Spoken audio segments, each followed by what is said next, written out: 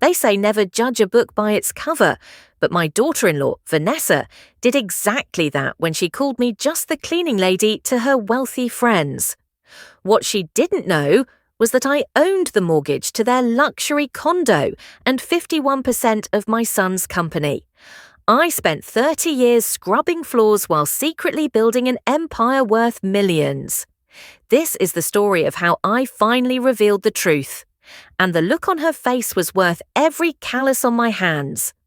Before we jump back in, tell us where you're tuning in from. And if this story touches you, make sure you're subscribed because tomorrow I've saved something extra special for you. I never dreamed of becoming wealthy. Growing up in a modest neighborhood in Denver, Colorado, my parents taught me the value of hard work and honesty above all else. My father repaired shoes, and my mother worked at the local diner. We weren't poor, just comfortable enough not to worry about next month's rent, but not comfortable enough for luxuries. My name is Eleanor Greene, though everyone calls me Ellie. I married my high school sweetheart David when we were both 22. He worked construction while I took accounting classes at the community college. We had simple dreams, a small house, maybe a couple of kids, annual camping trips to the mountains. Nothing extravagant, just a good, honest life. David and I welcomed our son Robert into the world 3 years later. Those early days were a blur of midnight feedings, first steps, and tight budgets. David worked overtime whenever possible, and I started doing bookkeeping from home to bring in extra money. We scraped and saved for a down payment on a small 3-bedroom ranch-style house in a decent school district. Nothing fancy, but it was ours. Everything changed on a rainy Tuesday in April. Robert was just 7 years old. David was working on a high-rise downtown when a cable snapped. The doctor said he died instantly, the only mercy in an otherwise merciless situation. The construction company provided a modest settlement, but after medical bills and funeral costs, there wasn't much left. I found myself a 30-year-old widow with a second-grade son, a mortgage, and less than 6 months of savings. I applied for every office job I could find, hoping to use my accounting courses, but without a completed degree or significant experience. I received rejection after rejection. Desperation grew as our savings dwindled. Then Mrs. Henderson from 3 doors down mentioned that the cleaning service she used was hiring.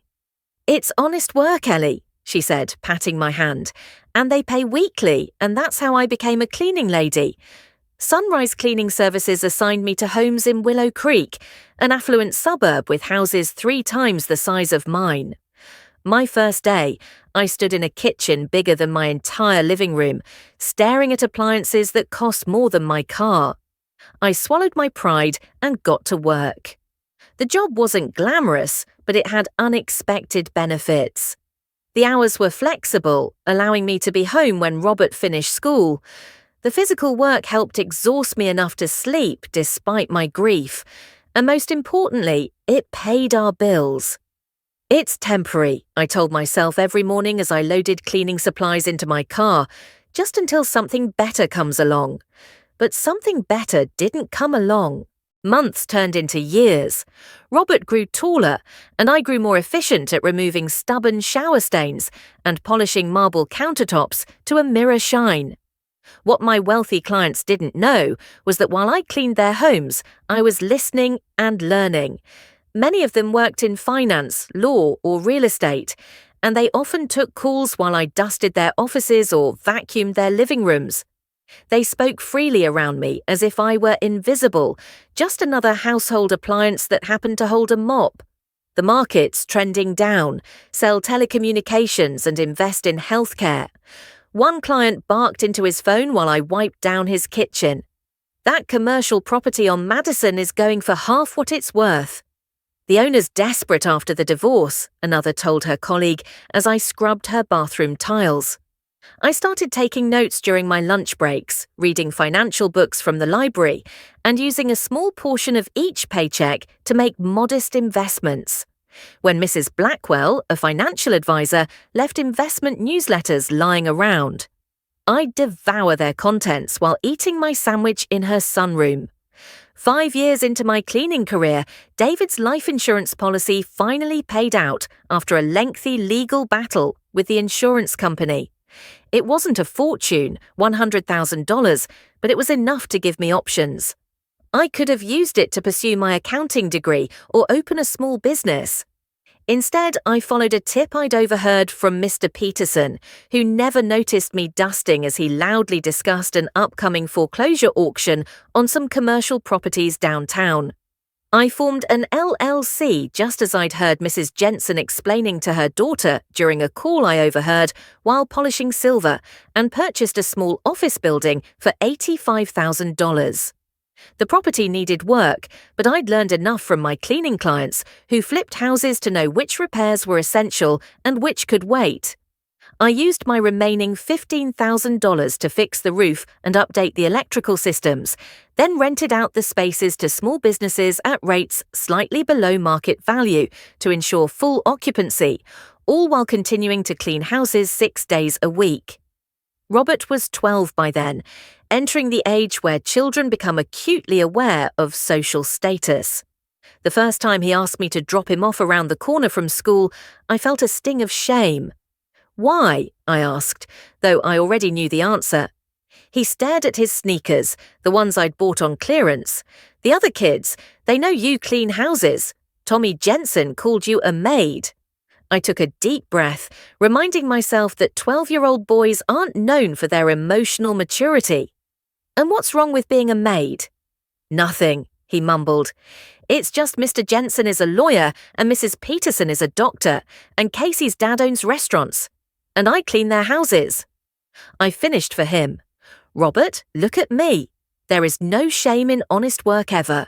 I clean because it puts food on our table and keeps a roof over our heads. I'm not ashamed, and you shouldn't be either." He nodded, but his request to be dropped off a block away continued. I obliged, understanding that adolescence is hard enough without adding social stigma to the mix.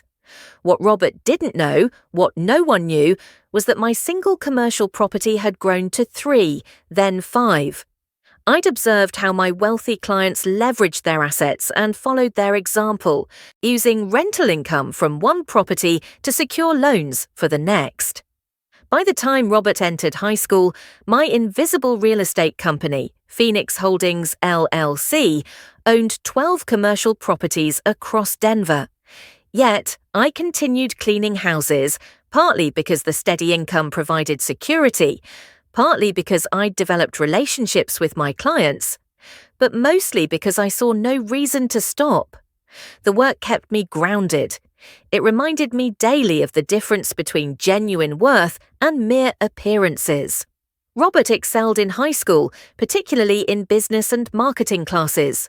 With his outgoing personality and natural charisma, he seemed destined for a career in sales or advertising. I put aside money for his college fund, supplementing it with proceeds from my investments. "You don't need to worry about tuition, Robert," I told him during his junior year. "I've been saving since you were little." He looked surprised. "But how?" "I mean, cleaning doesn't pay that well," I finished for him. "You'd be surprised what you can accomplish with disciplined saving and careful planning. I didn't mention the commercial properties or the stock portfolio." I'd decided long ago that Robert needed to forge his own path without the cushion of inherited wealth. Too many of my clients' children had grown entitled and directionless, handed everything without learning the value of earning it themselves. Robert attended the University of Colorado on a partial scholarship, with me covering the remainder. He studied marketing and business administration, thriving in the collegiate environment.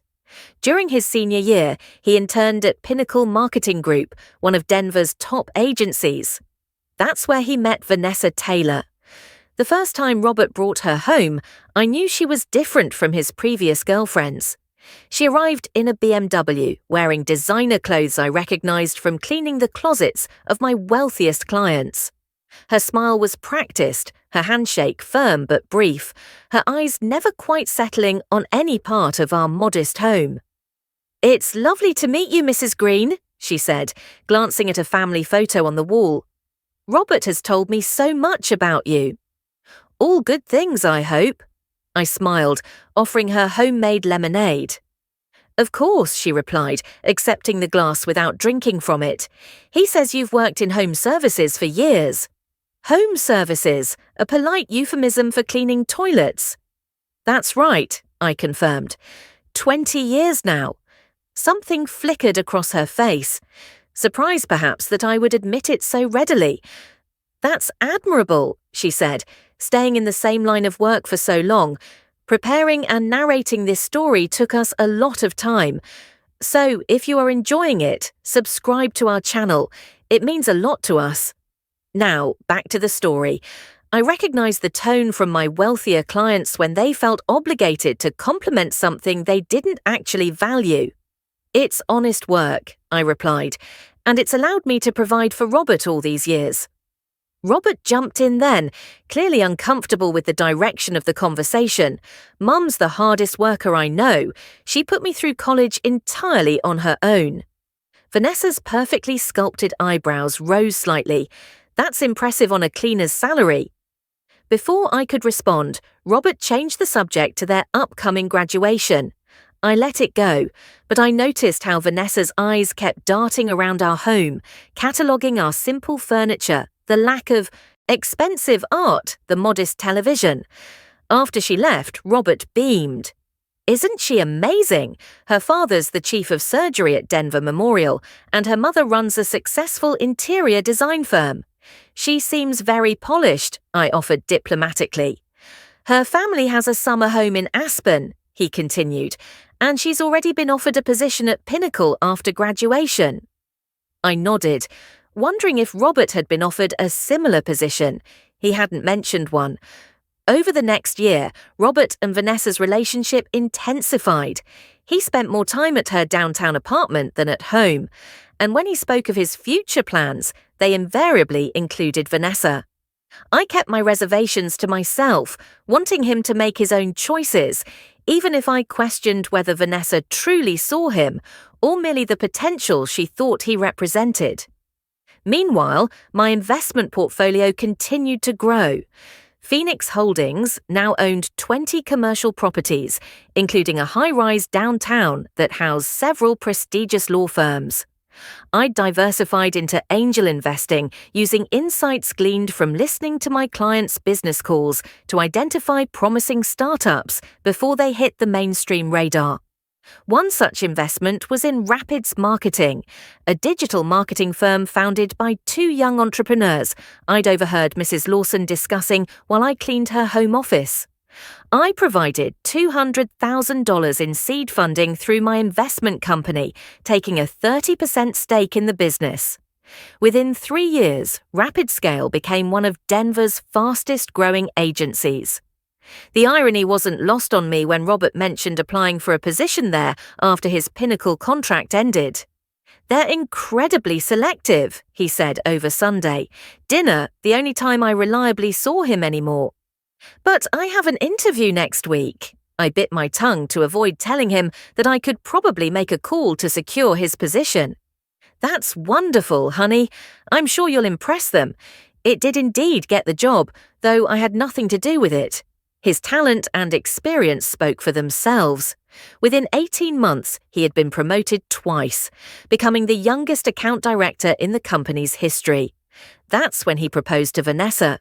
"She said yes," he announced, bursting through my front door one Friday evening, his face flushed with excitement. "We're getting married next spring." I hugged him tightly, genuinely happy to see him so joyful. "Congratulations, sweetheart. I'm so happy for you both." "There's more," he continued, pulling away to look at me. "I'm thinking of starting my own agency. RapidScale has been great, but I've built enough client relationships to branch out. Vanessa thinks it's the perfect time, especially with her father offering to help with the initial investment." Something shifted in my chest. "Your own agency? That's a big step, Robert. I know, but I'm ready. His eyes shone with ambition. Vanessa's father knows so many potential clients through the hospital board, and her mother's interior design connections could help us secure some luxury brands. I nodded slowly. And what about startup costs, office space, employees, equipment? Well, Dr. Taylor, Vanessa's dad, is offering to invest $150,000 for a 40% stake, Robert explained. And I've saved about $50,000. We'll start small, maybe in a co-working space until we're established. I tamped down the immediate urge to offer my own investment. This was his journey to navigate. You've clearly thought this through, I said instead. I'm proud of you for taking such an ambitious step. Thanks, Mum. He hesitated, then added, There is one thing. Vanessa and I are looking at condos downtown. Since we'll both be working in the city centre, it makes sense to live there too. That sounds practical, I agreed. Those downtown condos can be quite expensive though. Robert nodded. Yeah, we've been looking at the Monarch. They have a 2-bedroom unit available on the 12th floor. I nearly choked on my tea. The Monarch was one of the most exclusive residential buildings in Denver, and it happened to be owned by Phoenix Holdings, though through several layers of corporate structures that obscured my connection.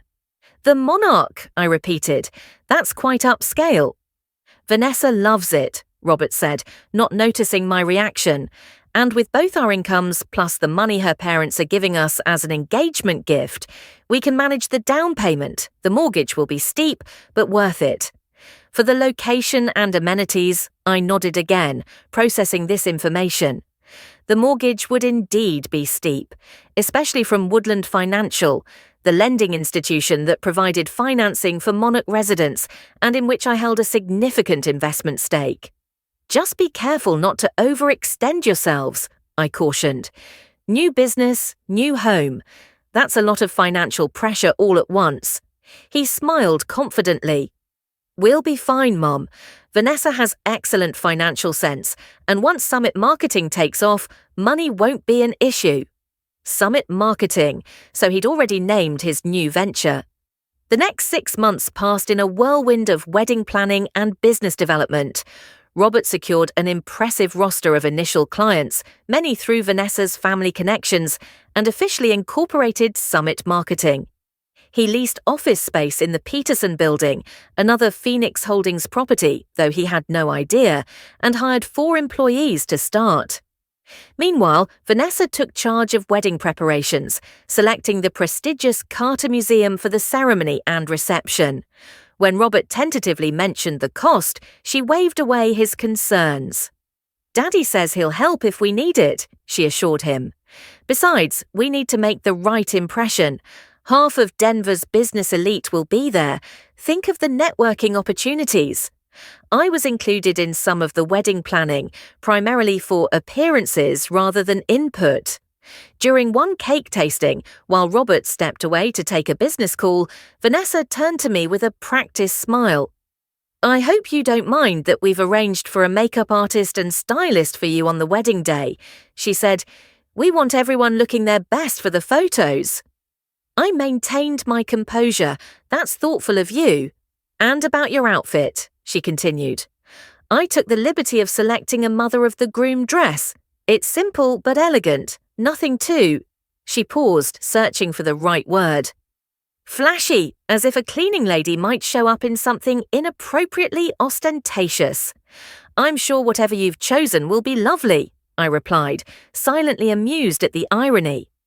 The previous week, I'd closed a deal acquiring a boutique hotel in downtown SA, Denver, for $12 million. A transaction that would have shocked Vanessa speechless. The engagement party was held at the Taylor family's country club. I arrived alone, dressed in a conservative navy blue dress I'd purchased specifically for the occasion. As I entered the lavishly decorated ballroom, I immediately felt the curious gazes of Vanessa's family and friends. Robert hurried over to greet me, looking handsome in his tailored suit. Mum, you're here. Come meet everyone. He led me toward a group of well-dressed couples. Vanessa at the centre in a designer dress that probably cost more than my monthly mortgage payment. Her smile tightened almost imperceptibly when she saw me. "Everyone, this is my mother, Eleanor," Robert announced proudly. I received polite nods and murmured greetings. Dr. Taylor, a distinguished man with silver hair, extended his hand. "Pleased to meet you, Eleanor. Robert speaks highly of you."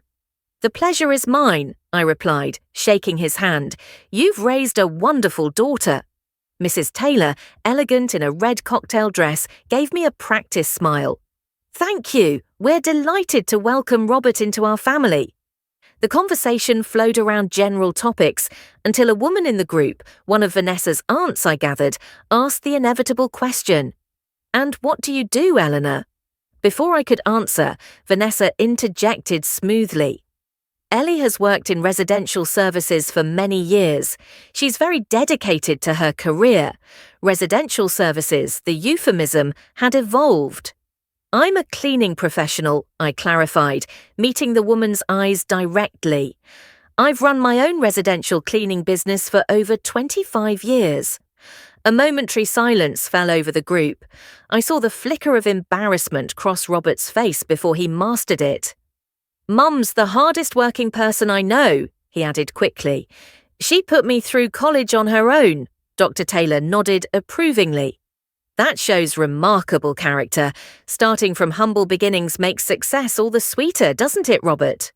The conversation shifted to Robert's new marketing agency, and I felt myself fading into the background exactly as I had for years while cleaning the homes of people just like these.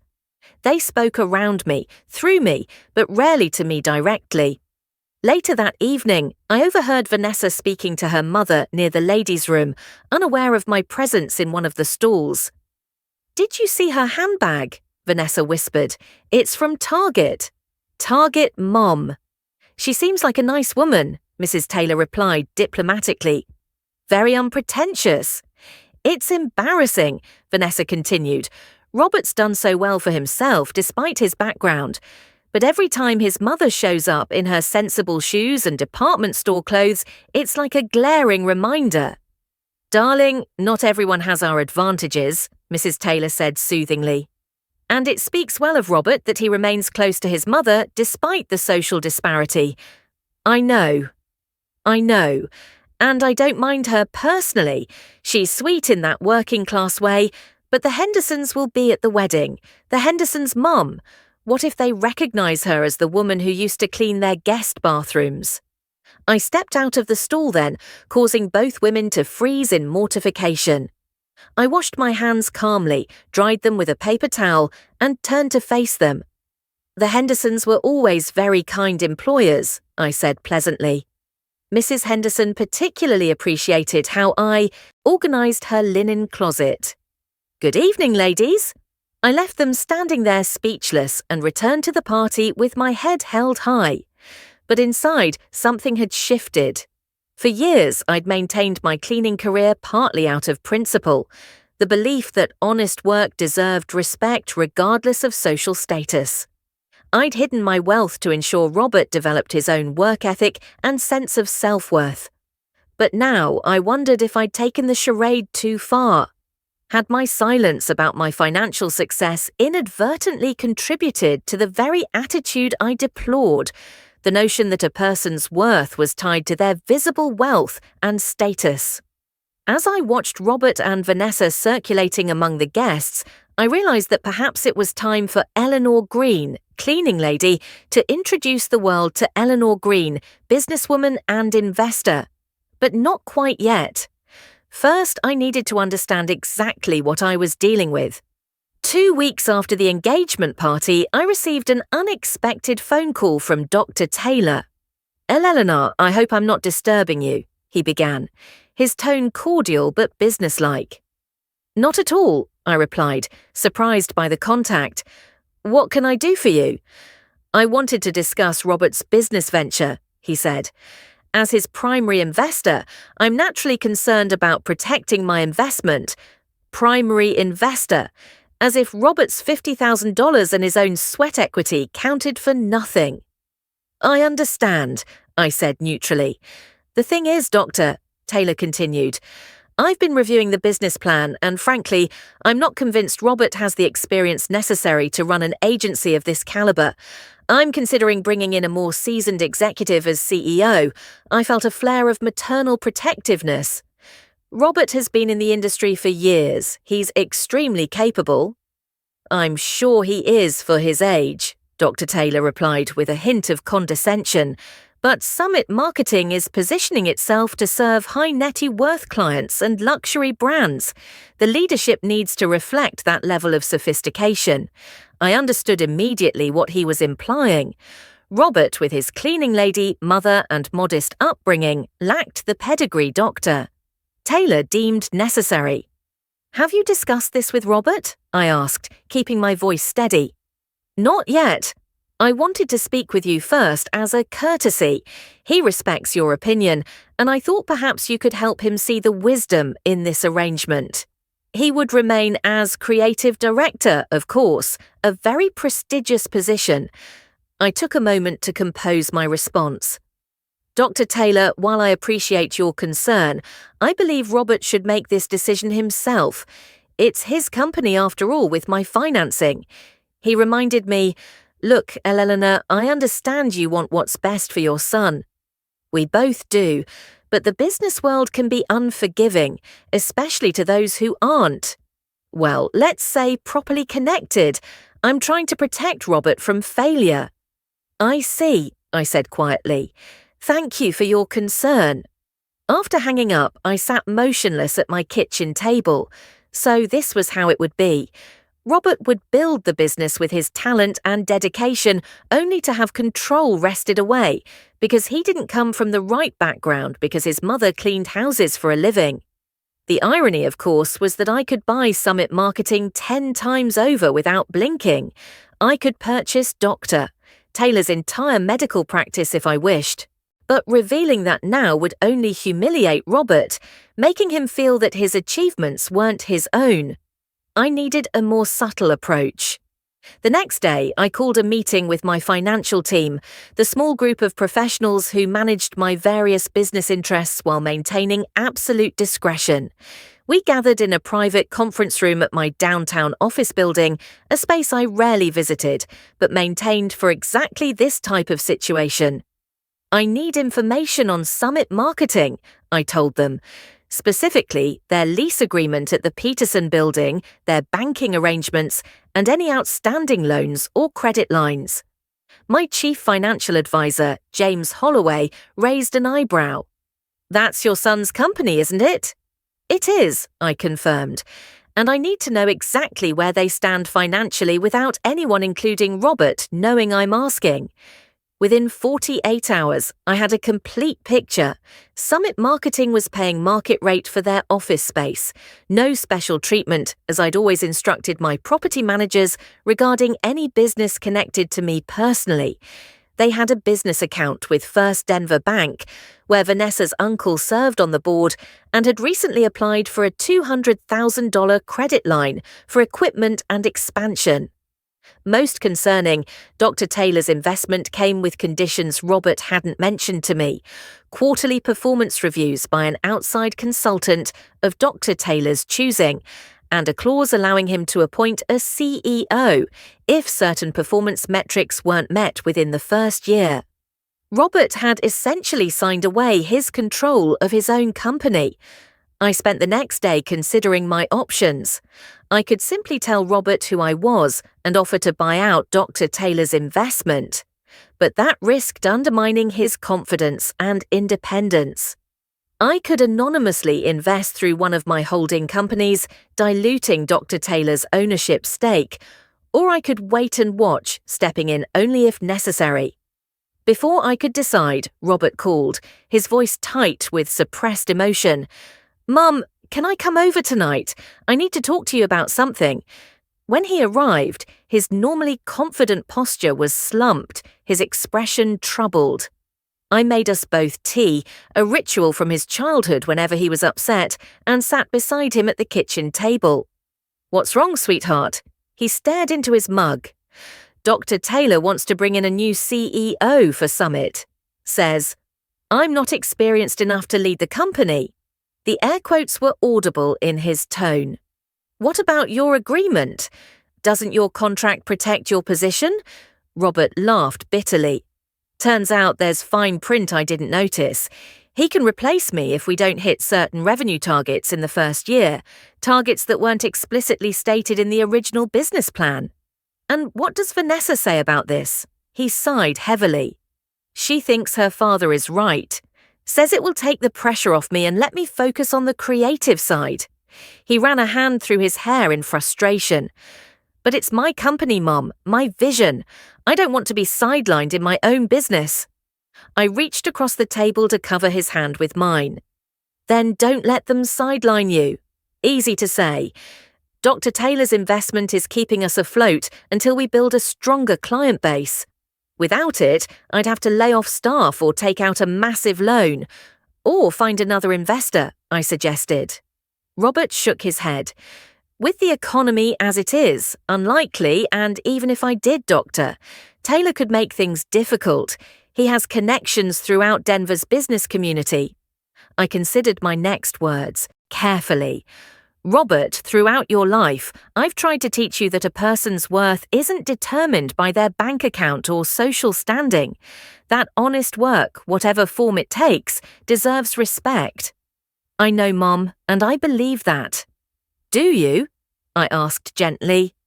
"Because sometimes I wonder if you've absorbed more of society's prejudices than you realize. Would you be having these problems with Dr. Taylor if I were a doctor or lawyer instead of a cleaning lady?" He looked startled. "That's not fair. I've never been ashamed of you, haven't you?" "Just a little." I kept my tone soft, free of accusation. "When you were 12 and asked me to drop you off a block from school, when you introduced me at the engagement party, and Vanessa quickly interjected with residential services instead of cleaning when you didn't correct her." Robert flushed.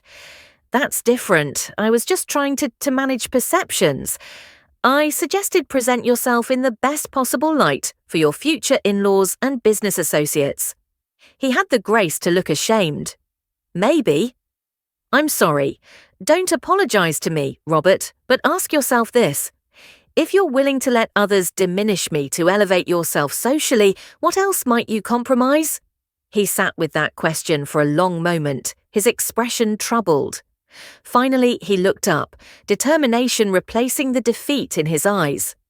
"You're right. I need to stand up to Dr. Taylor, even if it means risking the business." I smiled. "That's my boy. And who knows? Perhaps another opportunity will present itself." The next morning, I made 2 phone calls. The first was to the property manager of the Peterson building, instructing him to reduce Summit Marketing's rent by 30%, citing a new tenant incentive program that was being retroactively applied to recent leases. The second call was to James Holloway, authorizing him to establish a new investment fund specifically for emerging marketing agencies, with Summit Marketing slated to receive its first round of financing, $500,000 for a 25% stake, contingent upon the current management team remaining in place. The offer would come through Emerald Ventures, one of my more visible investment vehicles, though still several corporate layers removed from being connected to Eleanor Greene, cleaning lady. A week later, Robert called me, his voice brimming with excitement. "Mom, you won't believe what happened. First, our building management randomly selected us for some rent reduction program. Then this morning I got a call from Emerald Ventures. They're this huge investment firm that specializes in creative agencies. They want to invest $500,000 in Summit." "That's wonderful, sweetheart," I replied, enjoying his enthusiasm. "What does this mean for you?" "It changes everything. With the reduced overhead and this new investment, we're completely stable. I can buy out Dr. Taylor's stake and maintain control of the company. And the best part, Emerald specifically wants me to stay on as CEO. They said they're investing in my vision and leadership. I'm so proud of you," I said, meaning it more than he could know. "You built something valuable enough to attract serious investors." "Thanks, Mum." His voice softened. And I've been thinking about what you said about not compromising. You were right. I had a long talk with Vanessa about how I've let her family's attitudes influence me too much. How did that go? He chuckled. Let's just say it was a necessary conversation. She doesn't fully understand yet, but she's trying, and she agreed that buying out her father's investment is the right move professionally. That's progress, yeah. And Mum, I'd like you to come to the office next week, meet the team, see what we're building. I want them to know the woman who taught me everything about hard work and integrity. The warmth in his voice made my eyes sting. I'd love that, Robert. The following week, I visited Summit Marketing's offices, dressed in my usual practical attire. Nothing that would hint at my true financial status. Robert proudly showed me around the bright creative space, introducing me to his small but talented team. I noticed how they responded to him with genuine respect. Not the difference born of hierarchy, but the admiration earned through leadership. And this is my mother, Eleanor Greene, he said to each of them. She raised me on her own while running her own cleaning business. Everything I know about perseverance and work ethic, I learned from her. No euphemisms, no embarrassment, just honesty and pride. Over lunch with Robert and his team, the conversation turned to Summit's future plans now that they had secured the Emerald Ventures investment. We're expanding our client base beyond Denver, Robert explained, looking at potential satellite offices in Seattle and Chicago by next year. That's ambitious, I observed. What about your personal life? The wedding's in 3 months, and you and Vanessa just moved into that lovely condo at the Monarch. Something flickered across Robert's face. Actually, we're having some issues with the mortgage. The lender, Woodland Financial, suddenly increased our interest rate, claiming some risk reassessment protocol. It's going to stretch our budget pretty thin. I feigned surprise. That seems unfair. Can't you negotiate with them? Robert shook his head. Vanessa tried through her family connections, but apparently Woodland is owned by some larger investment consortium. Very corporate, very rigid. Well, I said mildly, I'm sure you'll figure it out. You always do. Later that afternoon, as Robert walked me to my car, he hesitated, then asked, Mum, would it be okay if I brought Vanessa over for dinner this weekend, just the 3 of us? She's been reevaluating some things since our talk. Of course, I agreed. Sunday at 6 o'clock. The Sunday dinner was surprisingly pleasant. Vanessa arrived with a bottle of wine. Nothing ostentatious, I noted, and seemed genuinely interested in helping me in the kitchen. Robert tells me you make the best pot roast in Colorado, she said, chopping carrots with unexpected competence. My mother's recipe, I explained. Nothing fancy, but filling. As we worked, Vanessa cleared her throat awkwardly. Eleanor, I owe you an apology. I haven't been as respectful of your work as I should have been. I glanced up from the potatoes I was peeling. Oh, yes. She had the grace to look embarrassed. I was raised to value certain types of careers over others. It was wrong of me to act as if your job was something to be ashamed of. I studied her face, seeing a genuine attempt at humility. Apology accepted. We all have our blind spots, Vanessa. The important thing is recognizing them. During dinner, the conversation flowed more naturally than it ever had before. Robert shared stories about his childhood, including some embarrassing ones I'd forgotten, and Vanessa listened with genuine interest. So you actually tried to start a neighborhood cleaning business when you were 10? She asked him, laughing. Complete with business cards made from construction paper, I confirmed. He undercut my rates too. Robert grinned. Entrepreneurship starts young. As the evening wound down, Robert mentioned the mortgage issue again. We might have to look at other housing options if Woodland doesn't budge on this interest rate. Vanessa surprised me by shrugging. It's just a condo, Robert. We don't need to live at the Monarch to be happy. I hid my smile behind my wine glass. Perhaps there was hope for her after all. After they left, I sat in my quiet living room, contemplating the changes in their attitudes. Robert was standing up for himself professionally and personally. Vanessa was showing signs of growth beyond her privileged upbringing. Maybe my revelation could wait a bit longer, but fate had other plans. The following Wednesday, I was cleaning Mrs. Whitmore's home, one of my longest-standing clients, when the doorbell rang. Mrs. Whitmore was at her yoga class, so I answered, expecting a package delivery. Instead, I found Vanessa standing on the doorstep, her expression frozen in shock. "Eleanor," she gasped. "What are you? Why are you here?" I glanced down at my cleaning apron and the rubber gloves on my hands. "I'm working, Vanessa. This is what I do, remember?" Her eyes darted past me to the elegant interior of the Whitmore mansion. "You clean the Whitmore's house, but they're coming to our wedding. They're friends with my parents." "Yes," I agreed calmly. "I've been cleaning for Mrs. Whitmore for 15 years. Did you need something from her?" "She's not home at the moment. Horse." Vanessa seemed unable to process the situation. I just came to drop off their wedding invitation personally. My mother thought it would be more elegant than mailing it." "I can give it to her when she returns," I offered, extending my gloved hand. Vanessa hesitated, then handed over the thick cream envelope. "Thank you," she mumbled, already backing toward her car. I knew what would happen next. Vanessa would tell her mother, Mrs. Taylor would tell Dr. Taylor, and eventually the whispers would reach Robert. His mother was cleaning the homes of their wedding guests. The humiliation they imagined this would cause was of course entirely of their own making. Sure enough, Robert called that evening, his voice tight. "Mum, why didn't you tell me you cleaned the Whitmore's house?" "Why would I?" I countered.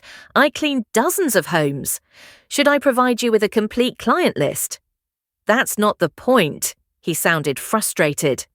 Vanessa's completely freaked out. The Whites are major donors to her father's hospital wing, and they're going to be at our wedding. They're going to see you and know you know the cleaning lady. I finished for him. Yes, they will, just as they've known for the past 15 years. Martha Whitmore has never treated me with anything but respect. Robert, perhaps you could learn from her example. A heavy silence fell between us. When he spoke again, his voice was subdued. "I'm sorry. I'm not handling this well." "No," I agreed. "You're not. And I think it's time we had a more honest conversation about why. What do you mean? Come over tomorrow evening, 7 o'clock, and bring Vanessa. There's something I need to show you both." The next evening, I greeted them at the door, dressed not in my usual practical clothes, but in a tailored designer suit I normally reserved for financial meetings. My hair was professionally styled, my makeup subtle but flawless. Robert did a double take. "Mum, what's going on?" "Come in," I said, leading them not to the kitchen where we usually gathered, but to my home office, a room I'd kept locked for years, claiming it was just for storage. The office featured a large mahogany desk, state-of-the-art computer equipment, and walls lined with financial certificates and business awards. A large monitor displayed the current value of my investment portfolio, a number with enough zeros to make Vanessa's eyes widen comically. "I think it's time we clear up some misconceptions," I said, gesturing for them to sit in the leather chairs facing my desk. "I don't understand," Robert said, looking around in confusion. "What is all this?" I took a deep breath. "Robert, Vanessa, I'm not just a cleaning lady. I haven't been just anything for a very long time. I'm the founder and CEO of Phoenix Holdings," I explained, watching their expressions shift from confusion to disbelief.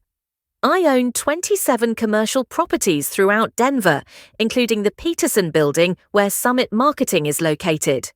I'm also a major shareholder in Woodland Financial, which holds your mortgage on the Monarch condominium, a building that incidentally I also own." Robert's mouth opened and closed without sound. Vanessa had gone completely pale. "But that's not possible," Robert finally managed. "You're a cleaning lady." "I am a cleaning lady," I confirmed. "I'm also a successful investor and businesswoman. The two aren't mutually exclusive." But how? Vanessa asked, her voice barely above a whisper. How could you possibly afford to buy properties like the Monarch? I smiled. I started small, using David's life insurance money to purchase a foreclosed office building. I fixed it up, rented the spaces, and used that income to secure loans for more properties. Over time, I expanded into angel investing and equity partnerships. But you kept cleaning houses, Robert said, still struggling to comprehend. Why would you do that if you had all this money? Several reasons, I replied. The regular income provided security during the early years when my investments were still volatile. The flexible schedule allowed me to be present for you. And most importantly, I found value in the work itself. Value in scrubbing toilets, Vanessa blurted, then immediately looked mortified at her own words. Yes, Vanessa, even in scrubbing toilets, I said evenly. There's dignity in any job done well. More importantly, my cleaning work gave me access to conversations and information that inform my investment decisions. The wealthy tend to speak freely in front of service workers, as if we're invisible. Robert leaned forward, his brow furrowed. Why didn't you tell me? All these years, letting me think we were just getting by. I wanted you to develop your own work ethic, to build your own success, without relying on mine. But I've been watching closely. The rent reduction program that helped Summit Marketing, my doing the investment from Emerald Ventures, also me. I wanted to help without undermining your independence. A look of realization crossed Robert's face. You bought out Dr. Taylor's investment. Technically, Emerald Ventures did, I corrected. But yes, I'm behind it. I heard about his plans to replace you as CEO. He told you that? Robert asked, surprised. He called me, thought I might help convince you to accept the demotion. He didn't realize who he was really speaking to. Vanessa was staring at the investment portfolio displayed on the monitor. Are those numbers real? They are, I confirmed. That's the current valuation of Phoenix Holdings and my various investment vehicles. She swallowed hard. That's more than my parents' net worth. Several times over. Money isn't everything, Vanessa, I said gently. But since it's clearly important to you, yes, I'm what society would consider wealthy. Robert stood up abruptly and walked to the window, his back to us. I don't understand. If you had all this money, why did we live so modestly? Why let me struggle to pay for college? Why endure Vanessa's family looking down on you? I joined him at the window, placing a hand on his shoulder. Because money doesn't define who we are, Robert. The struggles you faced taught you resilience. The modest lifestyle we live taught you gratitude. As for the tailor, I've spent decades being underestimated because of my occupation. It doesn't bother me anymore. But it bothers me, he said, turning to face me. All this time I felt this need to protect you, to make sure you were taken care of. And now I find out you're the one who's been protecting me. That's what mothers do, I said simply. We protect our children whether they know it or not. Vanessa was still processing the revelation. The Monarch, the Peterson building, you own them both, and your company invested in Summit Marketing. Why go through all that secrecy? Because I wanted Robert to succeed on his own terms, I explained. If I had revealed my financial status earlier, how many people would have claimed his success was due to his mother's money and connections, including perhaps you? She had the grace to look ashamed. That's not fair, isn't it? You've made it quite clear how you feel about the cleaning lady being connected to your social circle. Would you have agreed to marry Robert if you'd known his mother was wealthy but still chose to clean houses? Robert intervened. Mom, that's enough. Vanessa's been making an effort lately. I nodded. You're right. I apologize, Vanessa. That was unnecessary. An uncomfortable silence fell over the room. Finally, Robert asked the question I'd been waiting for. Why reveal all this now? What changed? I considered my answer carefully. Several things. Seeing Dr. Taylor try to push you out of your own company. Watching you struggle with the increased mortgage rate, which by the way was my doing, I wanted to test whether you and Vanessa valued the lifestyle more than financial prudence. You raised our mortgage rate on purpose? Vanessa asked incredulously. A small test, I admitted. And you passed. You were willing to consider other housing options rather than stretching yourselves too thin financially. I still don't understand why you kept cleaning, Robert persisted. All these years, all that hard physical labour when you didn't need to work at all. I moved back to my desk and sat down, gesturing for them both to do the same. Let me tell you about Mrs. Whitmore. The woman whose house I came to yesterday, Vanessa asked. Yes, I've cleaned for Martha Whitmore for 15 years. When I first started, she was recently widowed. Her husband had left her with substantial wealth, but also substantial debt she didn't know about.